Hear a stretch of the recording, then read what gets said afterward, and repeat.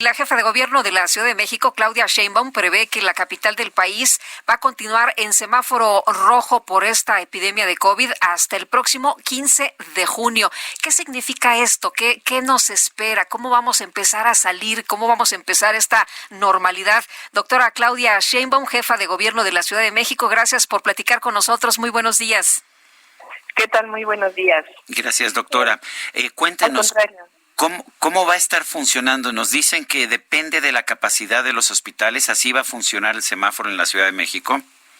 Sí, nosotros obviamente estamos ahí en contacto con la Secretaría de Salud del Gobierno de México, pero dado que somos la entidad de la República que más casos tiene, que más número de hospitalizados tiene, y para nosotros, que además eso ocurre pues por las características de la Ciudad de México, altísima densidad y además parte de una zona metropolitana, 22 millones de habitantes.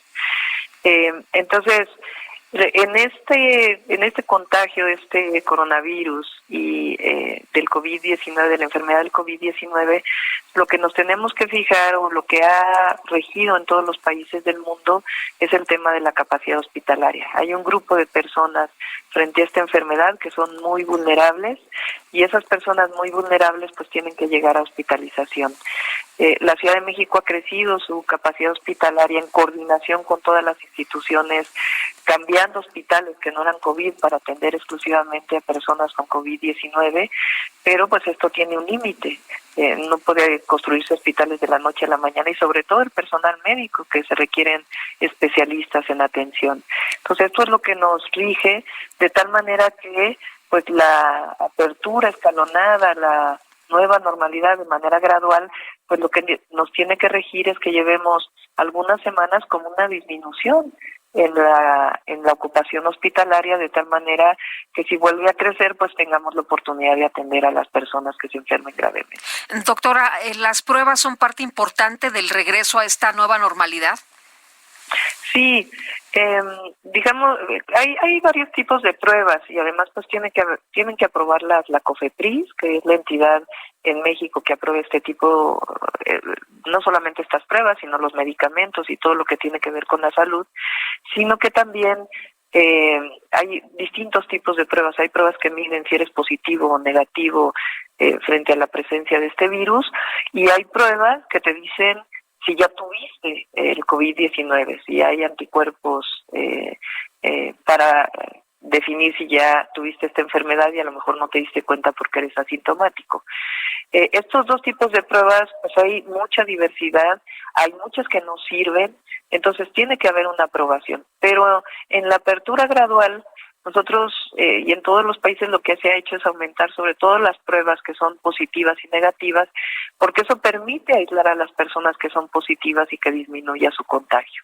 Entonces hoy estamos aislados la mayor parte de la población y en la medida que entremos una gradualidad, pues es más bien un seguimiento epidemiológico de las personas que son positivas.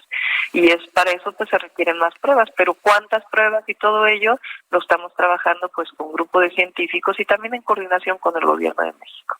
Hablaba usted, doctora, de los índices de ocupación de camas de hospital. ¿Cuáles son los índices en este momento que hemos tenido en los últimos días o semanas? Sí, en este momento en la Ciudad de México tenemos, a los datos de ayer en la noche, 1,111 personas intubadas y 3,429 no intubadas que están hospitalizadas. La capacidad hospitalaria del Valle de México es lo estamos incrementando porque esto sigue incrementándose.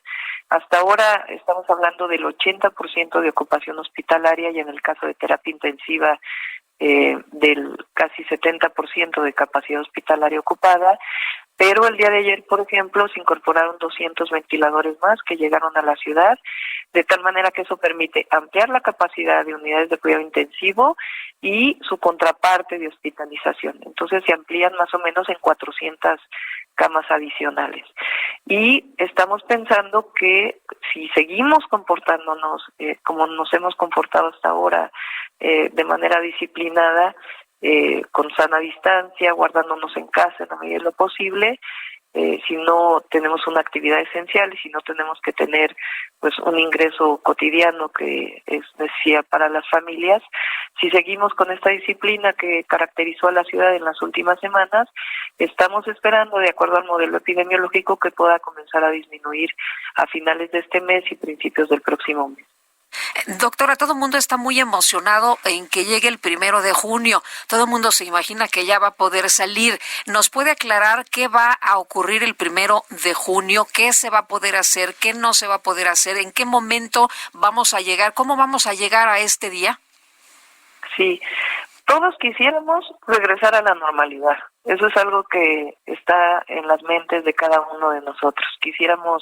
Añoramos regresar a la normalidad. Desafortunadamente, este virus con el que tenemos por lo pronto que convivir, mientras no haya una vacuna o algún medicamento que disminuya la gravedad de los casos que llegan a hospitalización, tenemos que generar una nueva normalidad. Y esta nueva normalidad tampoco es de la noche a la mañana, es gradual. Por eso decimos que en la ciudad, hasta que no disminuya la ocupación hospitalaria, no podemos ir abriendo algunas actividades.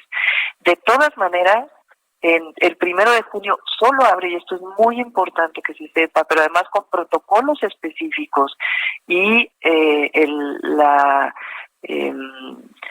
firma de estas empresas de que en efecto va a ser así, principalmente la construcción y producción de cerveza. Estas son las dos actividades que nosotros vimos que en primer lugar pues ayudan al empleo y por otro lado permiten tener protocolos que eviten contagios. Solamente esas, los demás que no necesitamos salir, tenemos que seguir resguardándonos. Esa es la condición. Y esperamos que hacia el 15 de junio disminuya ya la capacidad hospitalaria y podamos ir abriendo paulatinamente algunas otras actividades. Por ejemplo, el regreso a clases no se va a poder dar en junio y ya vamos a estar informando si es en julio o es hasta agosto, y tenemos que tomar en cuenta pues todas las familias que tienen a los hijos en casa, si tienen que regresar a trabajar. Entonces, todas estas consideraciones las estamos tomando en cuenta para que facilitemos la vida a los ciudadanos y que podamos generar una condición en donde la sana distancia en particular, pues vamos a tener que convivir con ella durante un buen rato hasta que no tengamos pues esta vacuna o estas condiciones de un medicamento que nos ayude a disminuir la gravedad. Doctora Sheinbaum, la Ciudad de México optó como el gobierno federal, pero no como algunos gobiernos estatales, el no establecer un confinamiento forzoso, no usar la fuerza pública para pues evitar que la gente saliera a las calles. Hay quien cuestiona esta actitud liberal, pero ¿cuáles han sido los resultados? Bueno, si uno compara la movilidad de la Ciudad de México, se ha relajado un poco los últimos días, hay que reconocerlo, por eso este llamado que estamos haciendo a la ciudadanía, de que aún no estamos en condiciones de liberar la emergencia sanitaria, pero si uno compara en el último mes cómo se comportó los habitantes de la Ciudad de México frente a otros estados de la República, la capital de la República, la verdad es que somos los que más disminuimos la movilidad o de los que más disminuimos la movilidad. Y eso habla pues de una conciencia, de una educación, de una responsabilidad ciudadana muy grande. Claro que hay excepciones, pero la gran mayoría han cumplido con ello. Mi convicción es que no tenemos por qué estar multando a la gente y que tiene que ser a través de la educación, de la información, de la concientización. Pero además, sería imposible que la policía de la Ciudad de México se dedicara a multar a la gente que está en la calle. El tema de la seguridad en la ciudad lo tenemos que seguir atendiendo. Entonces, pedirle a la policía de la ciudad que se ponga a multar a cada uno de los ciudadanos, además sería pues realmente imposible de realizarlo. Entonces, por convicción y además porque es una cosa que sería muy difícil, hay que ver las ciudades, los estados que lo plantearon, pues realmente tampoco lo han podido llevar a cabo. Doctora, una de las preguntas es, hoy no circula, ¿esto va a seguir operando mientras esté el semáforo en rojo, así como estamos hasta ahorita? Sí, así lo planteamos, pero estamos haciendo una revisión para ver si se puede abrir o no. Es muy importante, esto también tiene que ver pues con cómo podemos disminuir los viajes, cómo disminuimos la movilidad. Recuerden que también hay algunas estaciones del metro que están cerradas.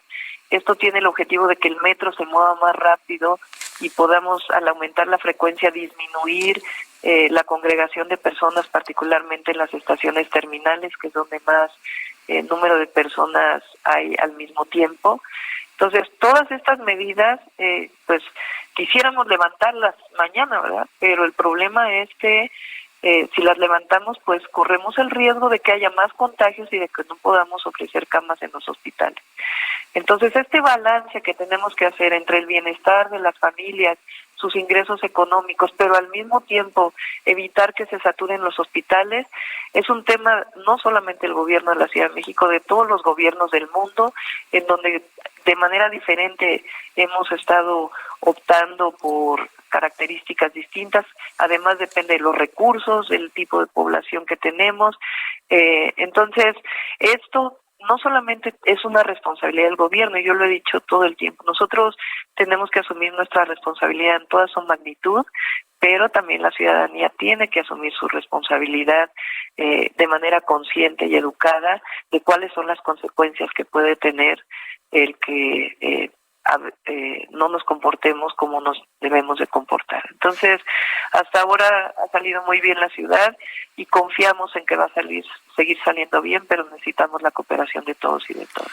Doctora, uno de los puntos donde puede haber mayor cantidad de contagios es el transporte público. Sé que se han tomado medidas, particularmente en el metro. ¿Cómo están funcionando? ¿Está usted satisfecha? Sí, bueno, hasta ahora el metro tiene casi 80% menos de la ocupación que tiene normalmente. Y eso pues permite que haya mucho más sana distancia que cuando se ocupa completamente. En efecto, ese es uno de los temas más complicados para la Ciudad de México, el tema del transporte público, y no solo se resuelve con protocolos para el transporte público, sino también con modulación en el área laboral.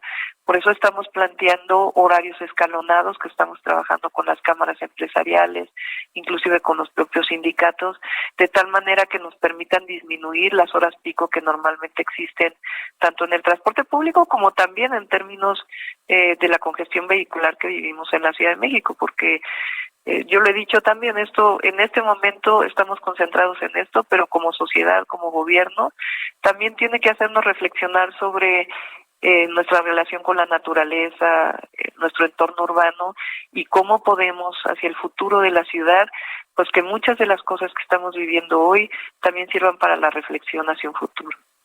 Doctora, en el caso del esquema laboral que se planteó ayer de 4x10, ¿cómo están las conversaciones? ¿Cómo se están llevando a cabo? ¿Quiénes están sentados ahí para resolverlo? Lo estamos trabajando con las distintas cámaras, sobre todo pues obviamente el área de la Ciudad de México de las cámaras empresariales, todas, y estamos viendo qué es factible para ellos y qué es factible también para la ciudad en términos de su revisión.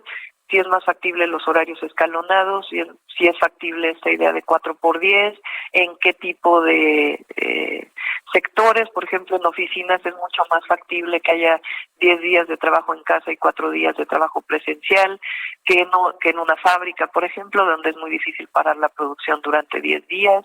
Entonces, todo esto lo estamos platicando con ellos para que pues nos adaptemos todos a esta nueva realidad, a esta nueva normalidad y podamos evitar entre todos pues más número de contagios en la ciudad frente a la apertura necesaria de distintas actividades.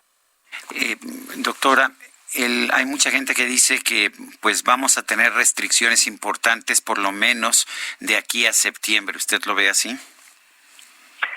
Sí, es muy probable que así sea. Esta ciudad, repito, pues esta zona metropolitana, porque además ahí estamos en mucha coordinación con el gobierno del Estado de México, la verdad, no solamente desde la pandemia, sino desde mucho antes, hay mucha coordinación con ellos. No podemos pensar que Iztapalapa se va a comportar de una manera y Nezahualcóyotl de otra, cuando lo único que divide el municipio y la alcaldía pues es una sola calle. inclusive hay familias que viven de un lado y del otro, entonces tenemos que pensar que las mismas políticas deben adaptarse en toda la zona metropolitana del Valle de México, pero estamos hablando de 22 millones de habitantes, la concentración, pues una de las concentraciones más grandes del mundo y obviamente la concentración más grande de nuestro país. Entonces tenemos que convivir con este virus y en realidad pues hasta que no haya una vacuna o un medicamento que disminuya la gravedad de la enfermedad en la población más vulnerable, pues tenemos que seguir con estas medidas que nos permitan adaptarnos y este semáforo en donde evidentemente queremos que llegar al verde, pero a lo mejor del verde después regresa al amarillo y tenemos que tomar algunas medidas y obviamente pues apoyar en la medida de lo posible a la comunidad científica para que también la comunidad científica mexicana participe en todos estos protocolos internacionales que nos permitan pues tener a la brevedad vacunas y medicamentos. Doctora, una de las propuestas que se dio a conocer hace unos días fue el de que la producción de cerveza se integrara precisamente ya para estos días. ¿Cuál fue la decisión que se tomó? ¿Por qué deciden integrarlo? ¿Qué fue lo importante que tomaron en cuenta? Estuvimos analizando distintas actividades manufactureras. La Ciudad de México, aún con que se ha desindustrializado de manera muy importante, después desde hace ya muchas décadas, todavía tiene una industria y, por ejemplo, la industria cervecera, hay una fábrica muy importante en la ciudad. Estuvimos analizando varias de las actividades económicas, cuál podía tener menos riesgo y al mismo tiempo que genere empleos y toda la cadena, porque finalmente también es hasta la comercialización. Entonces la cervecera encontramos que era una de las que podía iniciar con protocolos adecuados para que pudiera iniciarse y además pues la posibilidad de que regrese la producción nacional de la cerveza, que con sus impactos económicos adicionales en términos de la disminución de importaciones, etcétera. Entonces, así como eso, estamos también analizando otras actividades manufactureras, porque al abrir la construcción, pues se abre producción de cemento, se abre producción de acero, no hay pocas en la Ciudad de México, hay otras en el país, y tienen que estar todas con altísimos protocolos y un compromiso muy grande de los empresarios para llevar a cabo estos protocolos que permitan retomar el empleo, pero al mismo tiempo disminuir los contagios. Doctora Claudia Sheinbaum, jefa de gobierno de la Ciudad de México, como siempre, gracias por conversar con nosotros. Al contrario, muchísimas gracias y buenos días.